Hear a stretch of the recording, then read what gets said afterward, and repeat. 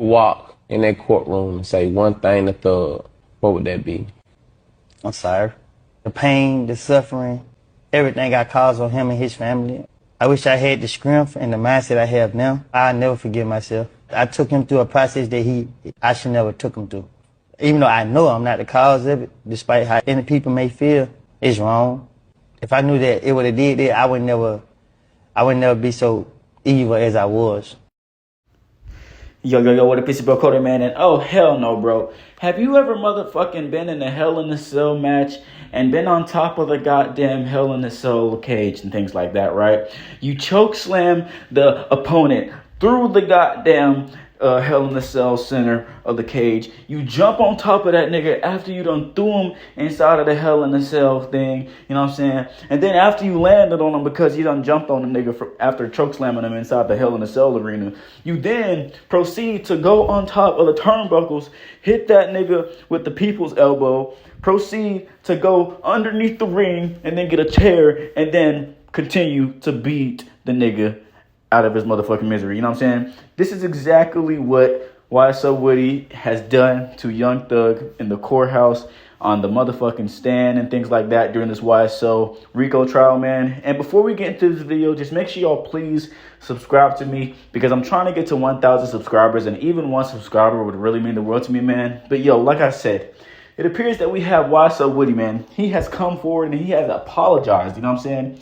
He was doing an interview, and in this interview, he was asked if there was one thing that he could basically do or say to Thug, you know what I'm saying, that he, like, because he hadn't actually been able to, like, really necessarily speak to him, but he said that if he could, he would apologize to Thug for all of the things that he's put him through, all the pain and the suffering that he's put Thug and his family through and things like that, you know what I'm saying? And my thing is, you know what I'm saying, he said that if he would have known that that all of this stuff would have happened, even though it wasn't his fault, then that he would have never done the things that he did, you know what I'm saying? And I just want to break all that shit down, man, because I think that what he's talking about, you know what I'm saying, what's not his fault, you know, YSL Woody has basically proclaimed that he is someone that has been harassed and basically been made a victim of the judicial system of Atlanta, you know what I'm saying? Basically, YSL Woody says that he's always been harassed, and he was getting harassed so much that he just started making up lies.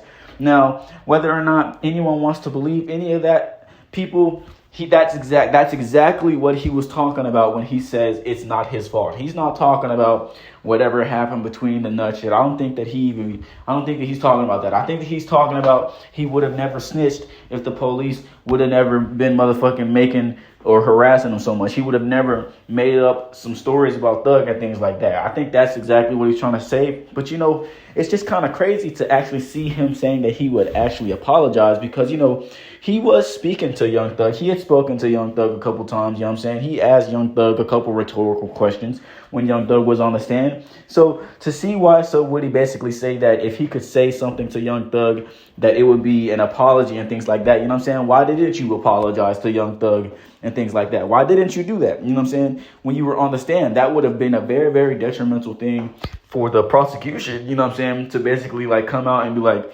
broad, like just randomly YSL Woody just starts apologizing for putting Thug through this situation and things like that. You know, if he would have done that on the stand, then this would all be so heartfelt, you know what I'm saying? But he didn't do that, you know what I'm saying? He basically, he did do what he had to do on the stand. He basically didn't really try to corroborate much of what he testified on, and anything that he did corroborate was basically uncircumstantial and things like that. It didn't really mean anything.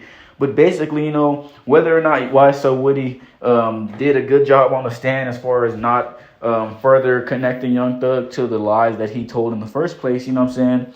These things would have never actually happened if YSL Woody would have never goddamn made these things up, quote unquote, you know what I'm saying, quote unquote, made these things up. If these things would have never happened if YSL Woody would have never made those things up and snitched, you know what I'm saying? So, you know, it's kind of crazy to see all that. That's why I say, man, have you ever just had somebody on top of the goddamn Hell in a Cell arena, you choke slam them through that bitch, after you land on them, after from chokeslam them, you get on top of the turnbuckles, people's elbow. After goddamn the people's elbow, you go underneath the ring, grab the metal chair, and proceed to motherfucking beat that nigga out of his misery, man. Because that is exactly what YSL Woody did, man. But like I said, man, if y'all watched the video this far, man, just make sure y'all please subscribe to me, because I'm trying to get to 1,000 subscribers. And even one subscriber would really mean the world to me, man. But yo, like I said, man, it's your boy Cody. I love y'all niggas.